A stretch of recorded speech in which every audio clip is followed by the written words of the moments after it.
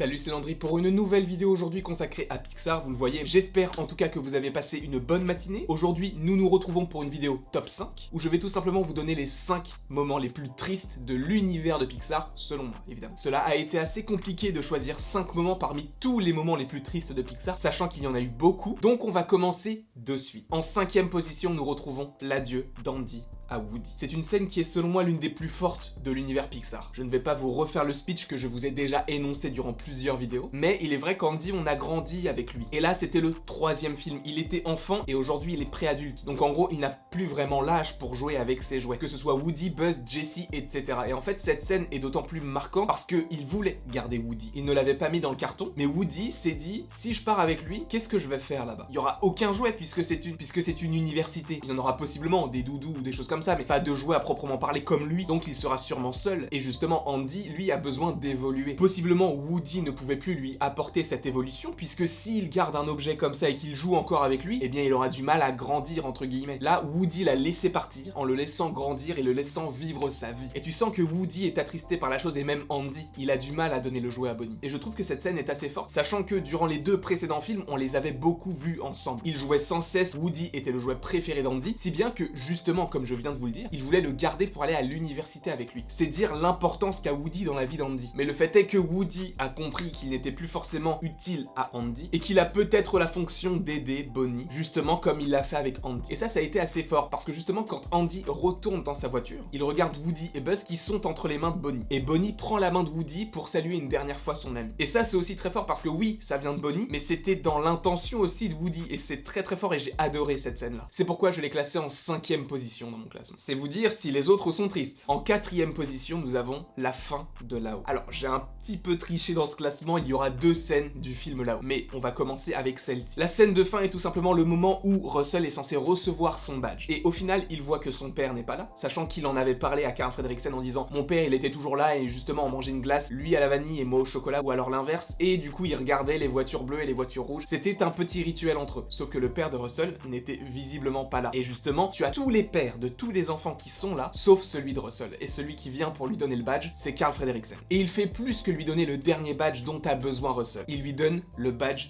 d'Ellie. Et le badge d'Ellie, il me semble que c'est tout simplement une sorte de capsule de bouteille de jus de raisin. Et il lui met sur son bandeau là où il y a tous ses badges. Et c'est une symbolique très très forte. Et personnellement, ça m'a peiné pour 2 choses. D'une part, le père de Russell n'était pas là, sachant qu'il y avait une scène la nuit où il parlait avec Carl Fredricksen en disant que, justement, son père n'était quasiment jamais là pour lui, et qu'il travaillait toujours, etc. Et que par la suite, il avait moins d'attention pour son fils. Et que ses parents étaient divorcés, etc. Par rapport à ça, le fait que son père ne soit même pas venu, ça m'a fait extrêmement mal au cœur. Mais en plus, quand Carl Fredricksen vient à la place du père, c'était juste génial, mais en plus qu'il lui donne le badge d'Ellie, Ellie sa vie en fait, et j'ai trouvé qu'il y avait tellement de symbolique derrière tout ça que je ne pouvais que le mettre dans mon classement. Et après s'ensuit du coup les rituels qu'il avait avec son père, mais qu'il a aujourd'hui avec Carl Fredricksen. Le fait d'avoir la glace à la vanille, la glace au chocolat, de repérer les voitures rouges, les voitures bleues, il le fait aujourd'hui avec Carl Fredricksen, et j'ai adoré. Mais ne vous inquiétez pas, il y a une autre scène de Là-haut dans mon top 3. En top 3, justement, Monstres et compagnie, la scène de fin, on était obligé de la mettre celle-ci parce que la musique est juste géniale, le moment est très touchant. Alors, à voir comment tout cela va s'agencer avec la nouvelle série de Pixar, même si je ne sais pas si c'est vraiment Pixar ou si c'est Disney, c'est très confus par rapport à tout ça. Mais donc Monsters at Work, ça va être la nouvelle série qui va arriver normalement en juin. On en parlera sur la chaîne, cela me semble logique. Tout le film se passe sur la relation entre Boo et Sully, et le fait que Bob soit jaloux, mais ça on le met de côté. Et évidemment que l'on s'attendait à avoir des adieux, mais des adieux comme ça, c'était assez brutal. Pourquoi? Parce que d'un côté tu as le fait qu'il aille dans la chambre de Boo, qu'il se fasse un câlin, qu'il sorte de la pièce et qu'il détruise la porte, ce qui signifie qu'il ne pourra plus jamais la revoir. Évidemment, la fin nous contredit, mais le fait est que la musique, elle est géniale, et je pense que c'est l'une des musiques les plus iconiques de Pixar. Et ça, c'est très fort par rapport à Pixar, c'est que quand tu entends une musique de Pixar, tu sais que c'est Pixar. Même sans savoir que c'est Pixar, tu sais que c'est Pixar. Les sonorités, les instruments, tout fait en sorte que tu peux reconnaître Pixar sans même avoir un contexte visuel. Et je pense ne pas avoir été le seul à être touché par cette scène-là. Parce qu'en plus de ça, le film est sorti en 2001. Vous le savez, quand on est enfant, quand on pleure devant un film, c'est pas qu'on a tout compris, mais on sait à peu près, on sent entre guillemets les choses qu'il se passe, on le comprend avec la musique justement, mais également avec les images, les expressions du visage et tout. Même si on ne comprend pas tout le film, on sait ce qu'il se passe et on sait que c'est triste. Et évidemment que j'ai lâché ma petite larmichette par rapport à ce film-là, sûrement parce que je suis quelqu'un de sensible de base de toute façon, mais quand je le revois encore aujourd'hui, c'est extrêmement compliqué de retenir ses larmes, même si il ne faut pas retenir ses larmes, ça ne sert à rien. Donc revoir cette scène-là, ça fait quelque chose parce que tu te dis,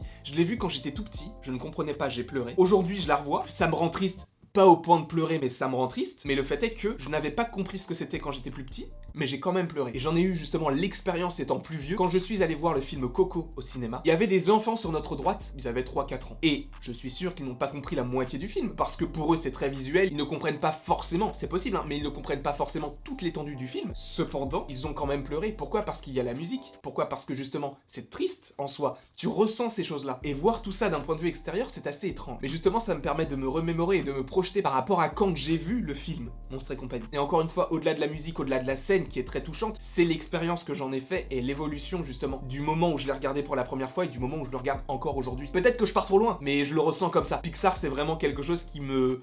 Pas qui me porte, mais je ne saurais pas vraiment comment expliquer, mais vous avez sûrement compris, en tout cas je l'espère. Ensuite, en top 2, on revient au film là-haut, la scène d'introduction. La scène d'introduction dans le film là-haut est tout simplement géniale, parce que la musique, parce que les personnages, parce qu'une évolution et une exploitation d'un personnage en 5 minutes est meilleure que l'exploitation par exemple de Dory en 2 films. Je trouve ça génial, c'est incroyable ce qu'ils ont réussi à faire avec Carl et Ellie, et encore une fois, la scène est muette. Le muet, en animation, il me semble que l'on en a déjà parlé. Seulement, on va en reparler et spécifiquement pour un seul film.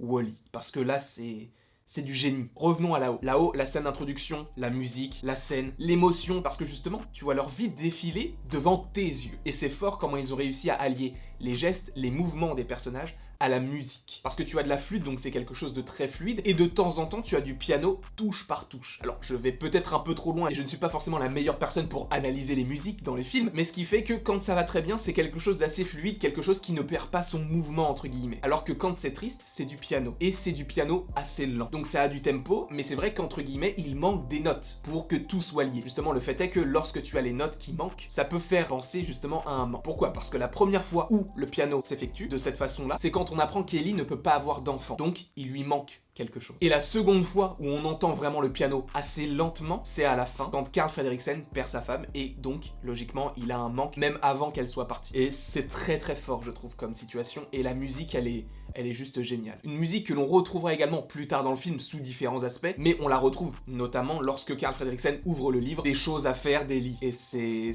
magique, en fait. C'est magique, ce film est magique. Il m'a beaucoup touché, et il me touche encore, et il me touchera encore toute ma vie, c'est sûr et certain. Le top 2, c'était déjà très fort. Mais le top 1, c'est quoi? En fait, je voulais vraiment le mettre en top 1 parce que ce film, je l'ai découvert très récemment par rapport aux autres. Et la première fois que je l'ai vu, je l'ai regardé à une période où j'étais vraiment pas très bien. Et le fait est que quand j'ai vu ce film-là, ça m'a rendu ultra triste, mais d'un côté, ça m'a fait du bien parce que j'ai énormément pleuré devant Vice Versa. Parce que le moment le plus triste, c'est la mort de Bing Bong. Et Bing Bong, on le hait. Enfin, en tout cas, moi, je le hais. Je n'aime pas ce personnage. Je n'aime pas les personnages qui sont comme Joie, en fait. Qui sont trop pleins de vie, qui sont trop joyeux. J'aime pas ça. J'aime pas ces personnages. D'où le fait que je n'aime pas forcément Dory, je n'aime pas forcément Woody. Même si Woody, c'est un petit peu plus contrasté par rapport à la joie de vivre. Bing Bong, sa mort, c'est selon moi le moment le plus triste que je n'ai jamais vu dans un film Pixar. La musique, la mise en scène, le choix des couleurs aussi, c'est très très fort d'avoir choisi quelque chose de très rose et au final le faire partir en poussière dans un univers très très sombre. Déjà que l'univers est sombre, mais en plus le faire partir en poussière, visuellement c'est très fort. Et en plus cela a une symbolique d'autant plus forte, mais la mort de Bing Bong, moi elle m'a touché mais de fou parce que je me suis dit mais comment Pixar a réussi à me faire pleurer la mort d'un personnage que je n'aime pas du tout. Comment ils ont fait? Et c'est là où je me suis dit, et je le savais déjà, mais c'est là où je me suis d'autant plus dit, mais ce sont des génies, ils sont trop forts. Encore une fois, Bing Bong, je ne l'aime pas. Et j'ai pleuré. En fait, c'est tout l'univers du passé et de l'oubli, encore une fois. Le passé qui revient et qui remonte à la surface, le fait que tu vois Riley au début qui joue toute seule et au final tu comprends qu'elle joue avec Bing Bong et que justement Bing Bong est en train de disparaître. Et en plus, il dit à Joie, promets-moi d'emmener Riley sur la lune. C'est dur, hein. Ce moment, il m'a touché parce que là, on n'a pas le Bing Bong exaspérant, on a le vrai Bing Bong, celui qui s'inquiète pour sa personne. Oui, il pleure des bonbons, oui, il est triste de temps en temps. Parce qu'en plus, on dit souvent, la vraie nature des gens se révèle lorsqu'ils sont sur le point de mourir. Et là, on a sa vraie nature. Il ne voulait que le bien de Riley. Oui, il est triste par rapport à sa condition, mais lui, son but, c'était de divertir Riley, c'était de la rendre heureuse. En tout cas, je ne sais pas, pour vous, quel est votre top 5 des moments les plus tristes de Pixar? Moi, c'est mon top 5. Je sais qu'il y a d'autres moments très très tristes, notamment dans Coco, notamment dans Le Voyage d'Arlo, dans plein de films, mais ces 5-là m'ont énormément touché. N'hésitez pas à me mettre en commentaire votre top 5 des moments les plus tristes de Pixar. N'hésitez pas à aimer, à partager et à vous abonner. Cela me ferait extrêmement plaisir. Et après tout, selon Laïus, il ne me reste plus qu'à vous dire à la prochaine pour la prochaine.